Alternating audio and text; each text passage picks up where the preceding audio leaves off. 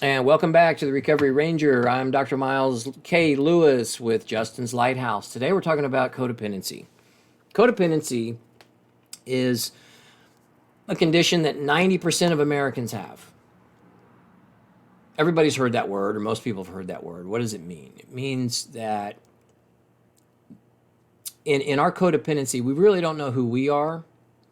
And so we spend an awful lot of time focused on external things to derive our own self-esteem.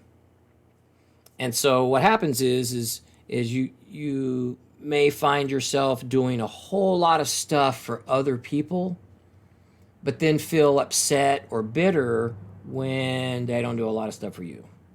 Or maybe they don't even acknowledge it. Maybe you're the one in your group or your family and you're taking care of everybody. You're doing this and you're doing that and you're doing this and you're doing that. Nobody even says thank you and you're bitter about it, but you keep doing it. That's codependency. It doesn't mean that it's a bad thing to do a bunch of stuff for other people. The problem is the lack of identity. Is unless we're doing a bunch of stuff for other people, we don't feel good about who we are, and that is not altruistic. That is self-centered. Okay, now hear me out. All right, I'll give you the clinical definition of codependency. It's an excessive emotional and psychological reliance on something external. And so that can be a relationship, that can be a material thing, it can be a particular situation or experience. It can also be a romantic relationship where without this external thing, me by myself, alone in the world, has no value.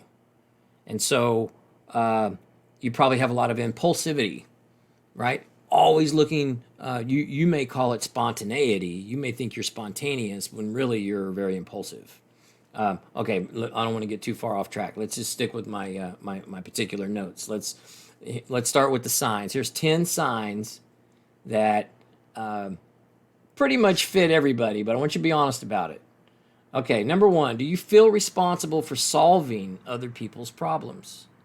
When someone comes to you and they're just sharing with you, oh man, I had a tough day at work yesterday, classes are blah blah blah, I hate this teacher, I hate this professor, and they're talking and they're just sharing with you a life experience.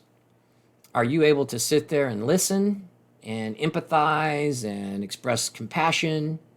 Or do you immediately roll into fix-it mode, right? Well, oh, that's not right. That's, you're being wronged. They're not doing you right. Here's what you need to do. And you go in to trying to solve what you perceive to be their problem. That's codependency. In codependency, we give a lot of unsolicited advice. Well, what's going on with that? What is that? Did the person ask, hey, what is your opinion? Not in codependency. We don't wait for anyone else to ask us a question. We can just jump right into it and start rambling. Well, here's what you need to do. And you do and do this and do that, and don't talk to that person. And shoot, I might even do a couple of errands for you just to help you solve your problem. Okay, remember, don't confuse altruism, truly giving of yourself to help another, with the self-centeredness of codependency. Remember, it's an esteem issue. We exhibit these behaviors to increase our own esteem. And, altruism or genuinely giving of ourselves, your esteem is unaffected. You do it out of obligation. You do it because that's who you are. You do it because you have a particular skill set. You give of yourself, and you're not sitting around waiting for credit, acknowledgement, even a thank you, a pat on the back, validation, approval. And you know that you're dealing with codependency because when you do things for others and they don't even mention it, and now you're upset, now your feelings are hurt, that's codependency. It seems so normal because we grow up with it. It's rooted in childhood. We talk an awful lot about that in some of our trauma lectures. Check that out. If this is one of my favorite ones. Well, let's talk about people pleasing. If you're a people pleaser, a lot of people wear that as a badge of honor. Like that's a really big deal. I'm the one responsible. Think about the self-centeredness of that for a minute. I'm the one responsible to make sure everyone else is happy. That sounds like a God complex, actually.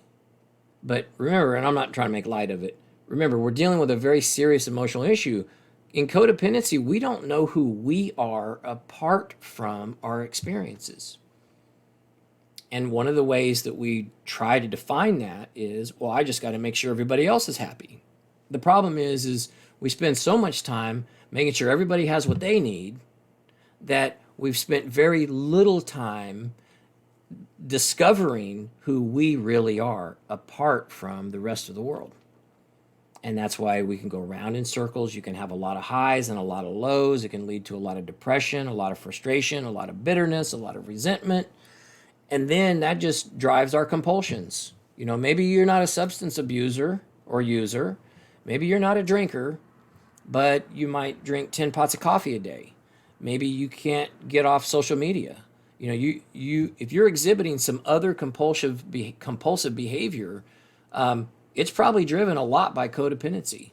It's not just the things we talk about isn't just for addicts. All right, let me give you another one. Do you feel like a victim?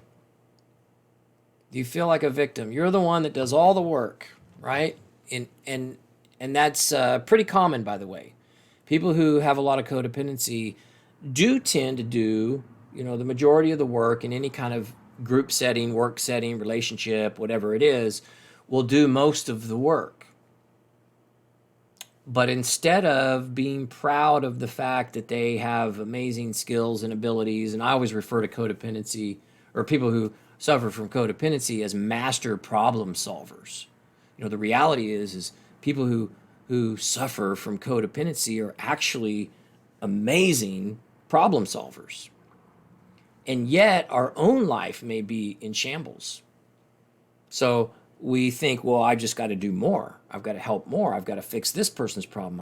And then when we can't fix it, we just increase our level of intensity. All the while, we feel butthurt, we feel upset, we feel frustrated, resentful, bitter. When's it going to be my turn? Right? It's almost like we victimize ourselves without realizing it. We are our own victim. But the perception is that if only the world would recognize me, validate me, appreciate me for the things I do, then I'd feel okay.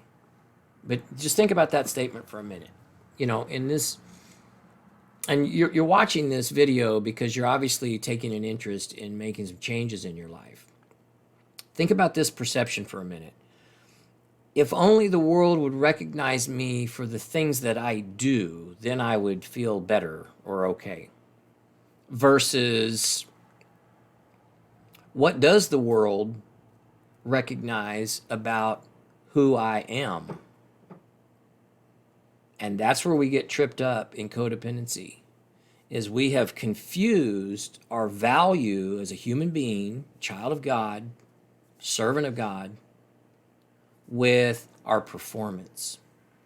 So when you're performing at a high level, meaning you're solving everybody's problems, you're giving everybody's advice, blah, blah, blah, you feel pretty good about it.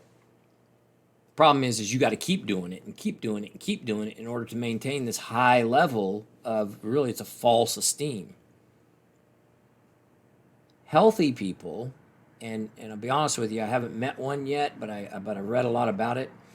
Healthy people, the goal we're going to strive for, right? Healthy people are able to give of themselves, but regardless of the outcome, they've done the best they can do. They've worked hard, they've studied, whatever was required for that particular task or project. And when they fall short, because that's common, right? That's realistic. Sometimes we're going to fall short. They're proud of themselves for what they were able to accomplish and make some changes and give it another shot. In codependency, if we fall short just the slightest little bit, everything is lost. And that now we're tying into kind of some perfectionism. And again, That's a whole other topic. I got a lot to talk about on that too. What about fear of being rejected? Now, let me throw this one at you. In codependency, the reason why that's so dangerous is our fear of being rejected by other people is so overwhelming because we associate approval or acceptance with love. So in codependency, we're not actually afraid of being rejected. We're afraid that we might not be lovable. Now you're really getting into some childhood stuff. So what do we do to counter that? What have you learned how to do? Admit some things in your own life. Really explore that. So as you've grown up, teenage years, young adulthood, whatever, maybe you're married and even have children, you've raised your own family, but these things are still pressing. They're there. They don't go away until we heal them. We associate other people's approval of us or acknowledgement of us with love. So when we're getting that, when we feel like we're a part of something, people are liking me, people are praising me, complimenting me, thanking me, we feel loved. But when it's not happening, we don't feel loved.